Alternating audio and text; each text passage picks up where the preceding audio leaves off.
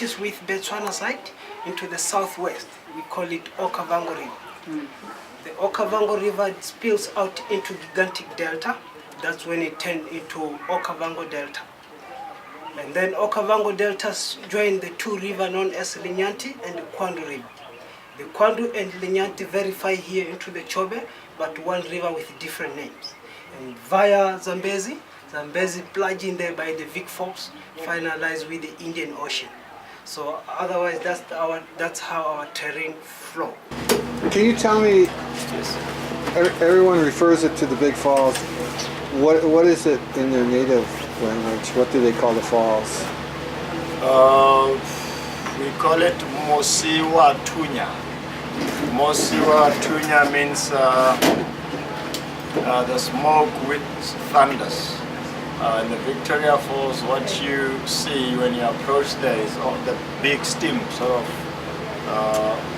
like mist. Yes, see the big mist, that's where we got its name, Mosiwa Tunya. Because the fall of the water and all that evaporation or the mist coming up, we gave it that native name, Mosiwa Tunya.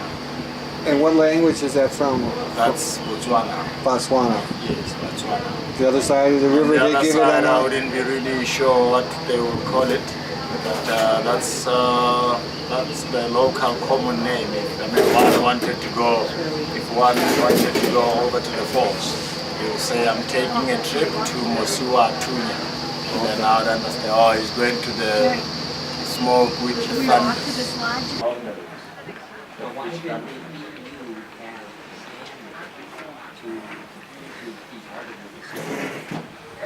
They didn't really make any decision. Reminds me of Jurassic Park. Decided to the Union Association for all Southern states, which could be blocking up the waterway. Makes sense to you, Jerry? Yeah, I can see he's trying to think more and think harder. Then they're trying to tell me that this was coming alone more and every day. Jerry think never. He's looking for some buffalo bones. He can lose. Stay out of the bed. So this guy, if he's alone, he has to mingle around on the island to check for a colleague. Otherwise, he has to look for other guys with the same problem like this. There's a bachelor guy. So now, If I moisturize really well, Oh, never moisturize. You moisturizer? yeah. What? Yeah. Oh, Yeah. what moisturizer do you use?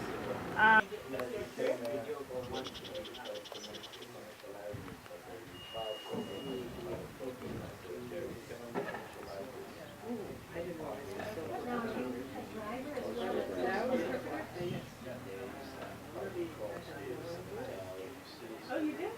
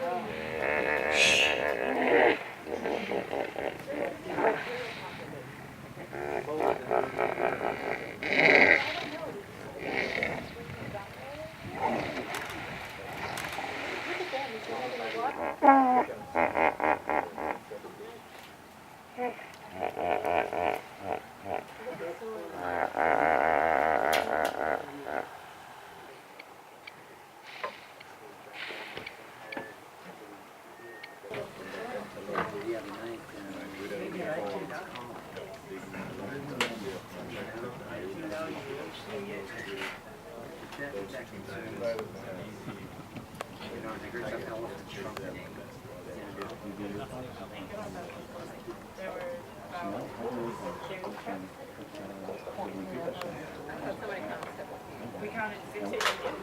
I mean, honestly, it was a very powerful moment. Powerful. To watch all those muscles.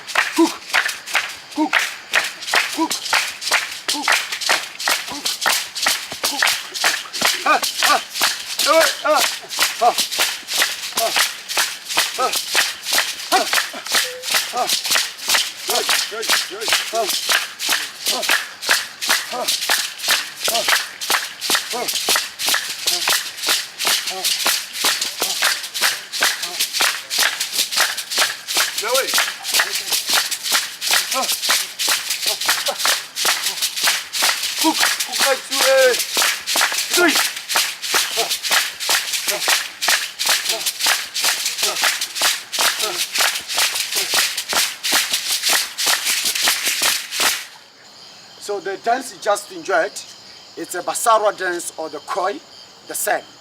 Actually, during those 1890s,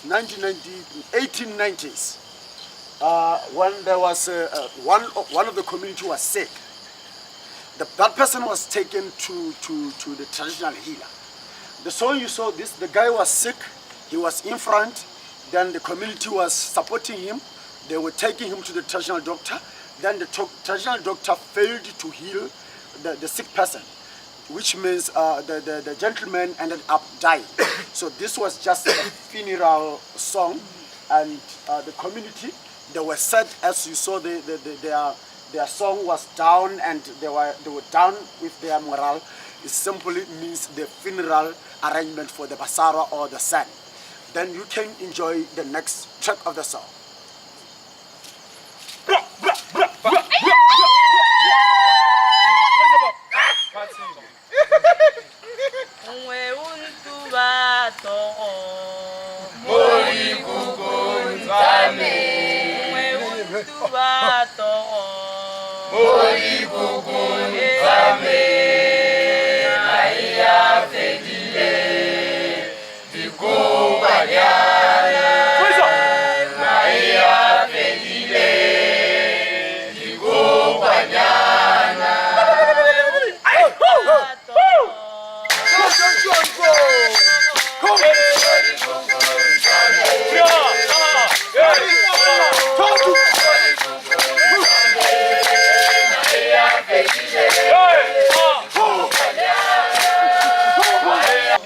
this one I've just enjoyed.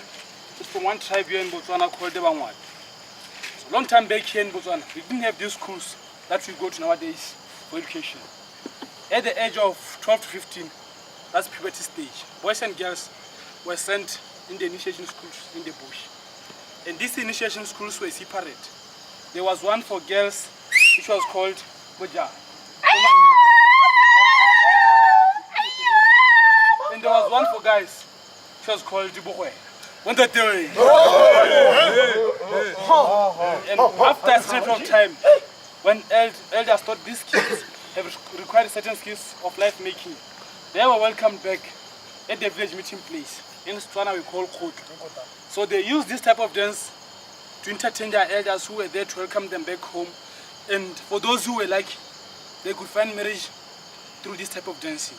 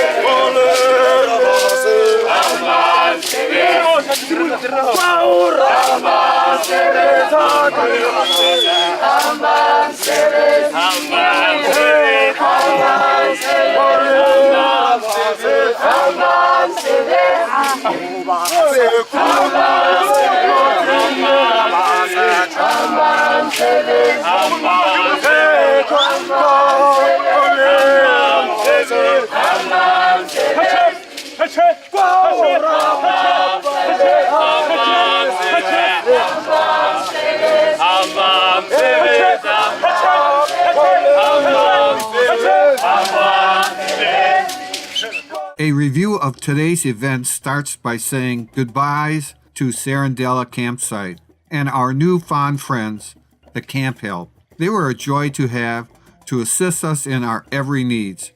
Steve took a backtrack route, and we saw various animals like water buck and impala. But when we got a call about a lion's nest with cubs, my ears perked up as we had to investigate. I couldn't see or get a good shot of the cubs under a tree bush, but what was neat to see was the lioness walking by us and then claw a tree. I understand they do this for a couple of reasons, like cleaning their paws, sharpening the claws, and marking their scent. Going on to our bumbling, I could see to my right later that the two lionesses were hunting, and we could see that a bush buck ran in front of us into a small bushy area. The lioness were right on its tail, and what seemed like a plan of attack shortly became a meal. The lioness go in on the kill to the nutritional rich organs, first like the liver and kidneys, before the lion gets theirs and has his meal whenever that is possible. Bumbling along, I noticed a tawny eagle in a tree that was another beautiful rapture to see in the wild. Steve's eagle eyes also spotted for us some movement in a bush that was a Cape skink. I never saw one before, and it was small, and the colors blended into the fallen foliage quite well. We next came across a tribe of baboons that were interesting to watch as to the roots they were eating, to the playful facial expressions they posed under the canopy of the tree bushes. More bumbling along the road, we came across a small group of sable antelope under the shade of a woodland area that posed a challenge of shooting them to get the correct exposure because they were in the shadows of the trees and the backlight was intense. I love seeing a new bird since on these African photo safaris, the fork-tailed Durango this time was staying long enough for me to get a shot and listen to its various voices. Unfortunately, I didn't get to record it. The river road provided plenty of zebras and elephants, but getting some pictures of the puko, of the subgroup of the red lychee, was great. After an afternoon rest at Water Lily Lodge, the afternoon was set for a boat ride on the Chobe River. The boat made a quick pit stop before our excursion really took off, and I was amused by the monkeys taking over this vehicle. And what really floored me was observing the one monkey looking into the driver's side mirror and another looking at a piece of paper like it was reading a map. Hilariously funny. The Chobe riverbanks were filled with a variety of birds, from giant egrets to open-billed storks. But what also surprised me was how the crocs blended into the landscape when the sun is brightly shining on them. The main attraction for me on the river trip was the hippopotamus and getting their playful yawns and aggressive interaction with the bulls, and they didn't disappoint. Of course, our huge boat made a safer encounter than those going out in a smaller pontoon-like boats.